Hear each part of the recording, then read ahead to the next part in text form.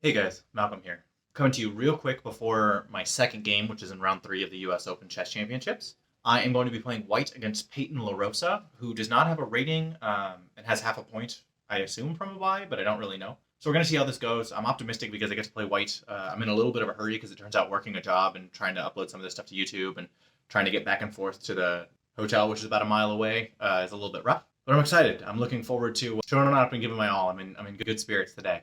So we'll see how I'm doing after the match. Love you guys, and I'll see you afterwards. Bye. Before I forget, I have a picture of the tournament hall, so you can see that now. And also, I ran into Ben Feingold in the bathroom. I didn't talk to him because we were in the bathroom, but it was really wild to see like one of the chess celebrities out in real life. I'll put a link down to his channel in the description. Just wanted to say that. All right, let's see how I did. I won. I won. Oh, I'm excited. I'm feeling really good. It was a really complicated game, but I won. All right, let's go to the game and let's see how it went. So we were playing white, and we played e4, and our opponent responded with g6. So they're getting ready to play a King's Indian setup. We played d4, they play bishop g7. We play knight f3. We're defending this pawn now. That's the threat. Even though the queen's defending, we want to over-defend so that our queen can mobilize. And he plays d6, and then we played h3 because we don't want this bishop to come and pin, because then like we have trouble defending this and defending that, right? Our opponent responded with knight f6 and getting ready to castle, and we respond with bishop d3, defending this pawn because that was the other threat now. So my opponent castled and I castled, and they played knight c6. So far things are normal, things are easy, we're doing well. We played bishop b2. Now this was actually dumb. We should have put our bishop on e3, and you can see that the computer doesn't like it. Our advantage went from 1.0 to 0.5 here. I know the numbers are a little bit small, but you can trust me on this. Following bishop d2, our opponent strikes out with e5. We push d5, and our opponent plays knight e7. And so at this point, I was thinking, oh gosh, my opponent's going to push all these pawns and come and mate me on the king side. And I was like, well, you can't really do a whole lot about that. The only thing you can do is try and get counterplay on the other side of the board. So boom, I played c4. We're going for the queen side, baby. So my opponent played knight d7, sort of preventing this pawn push, because that's what we want to do. We want to break up this structure.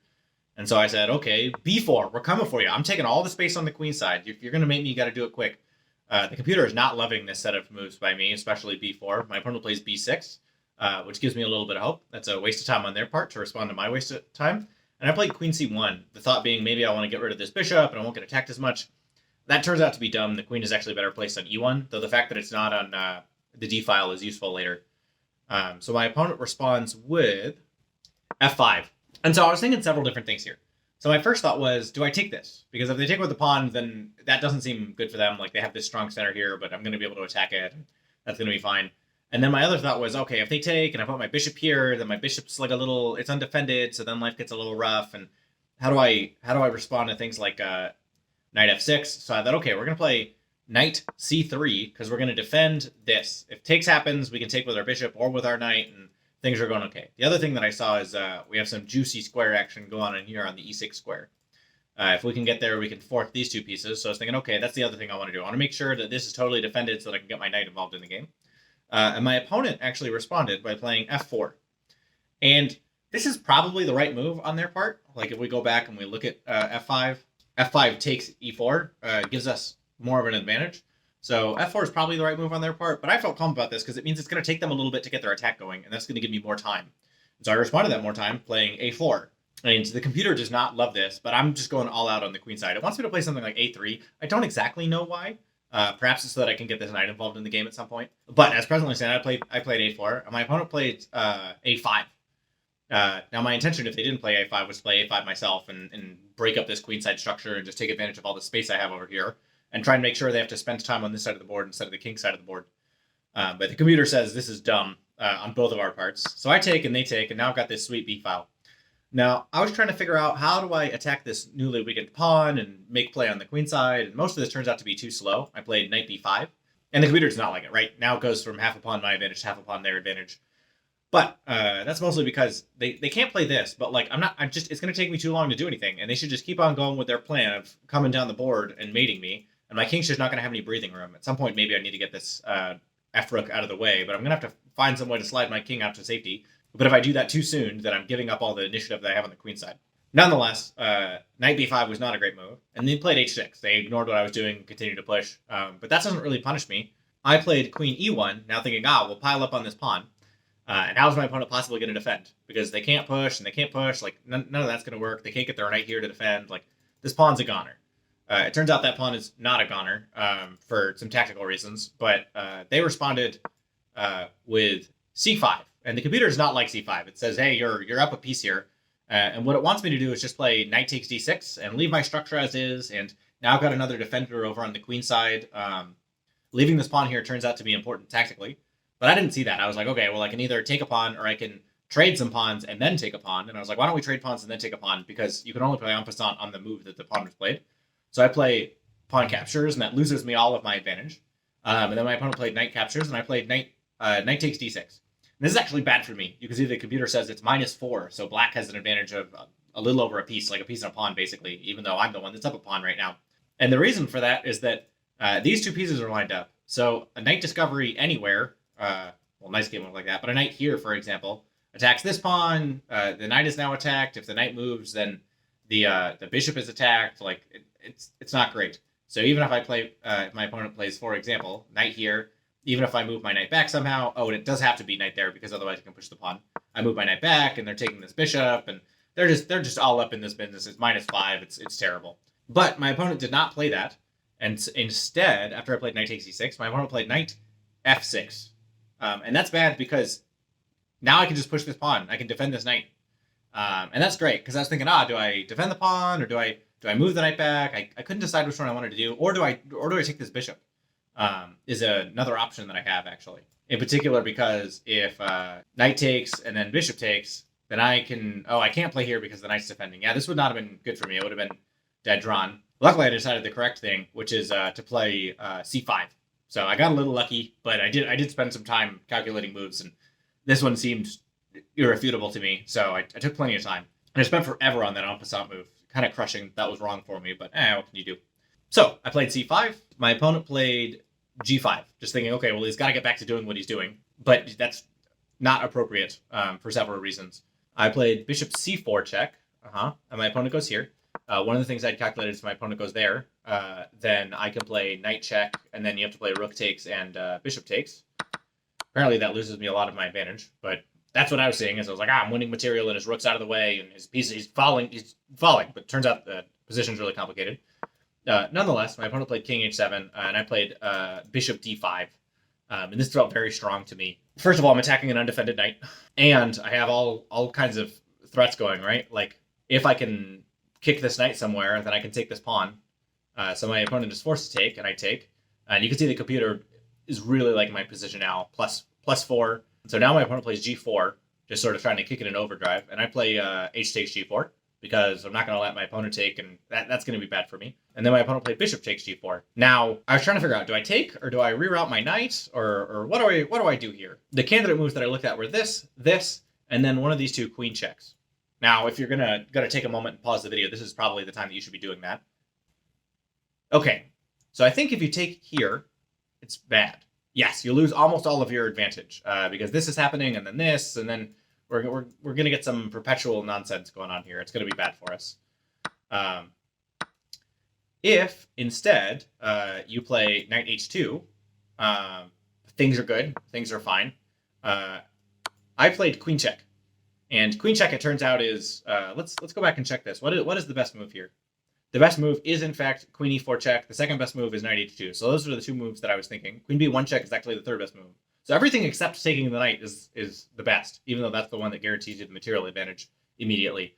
So I played queen check, and my opponent played king g8, and then I played d takes c6. So now I've got the knight. Now I'm like really up. Things are going well.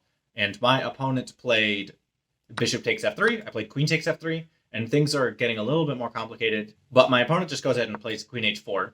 Now, probably more principled to just ignore that because that doesn't do anything. But my thought was the practical decision of if we don't have queens on the board, I can't lose, right? So it loses me 3, but I'm still up 7.5. So it takes and takes. And my opponent played rook a7. And the thing that they're worried about is this pawn is promoting. Now, I wasn't... I mean, they were going to lose some material, but I was not super concerned about that on their behalf. I thought that they probably wanted to get some attack on my king while there wasn't very much space.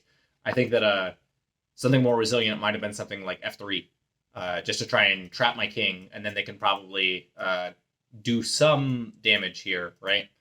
if they can get a couple of moves in. But they didn't do that. They played rook a7.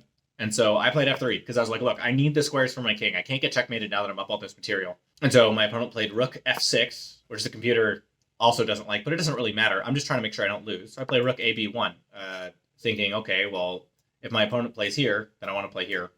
And if they do kind of anything else, then I want to get all up in this business. In fact, even I can play rook b5 if I want to. There are a lot of good rook moves along this file. I just need to make sure that I can come and threaten things. My opponent played rook c7, preventing the pawn from pushing. If they didn't play there, then I can play rook b7 and things get bad.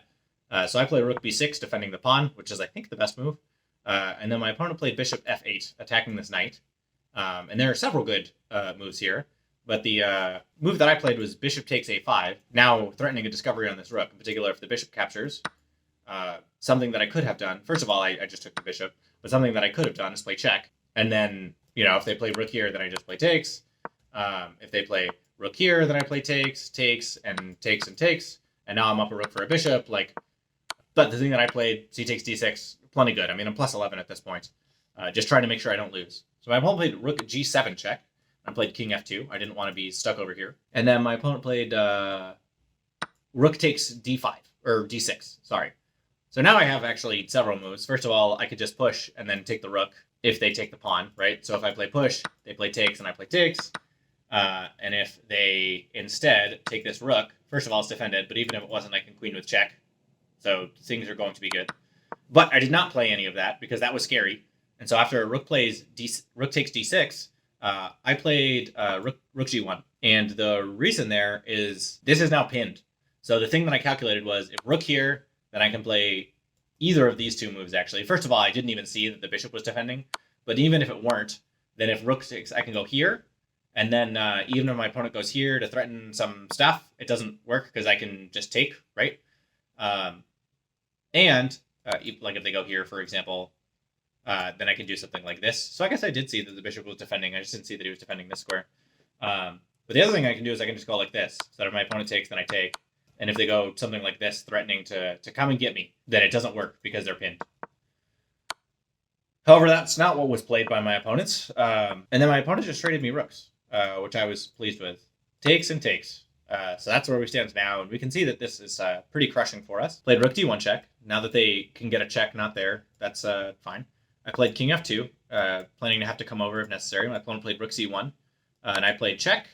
My opponent played king f7.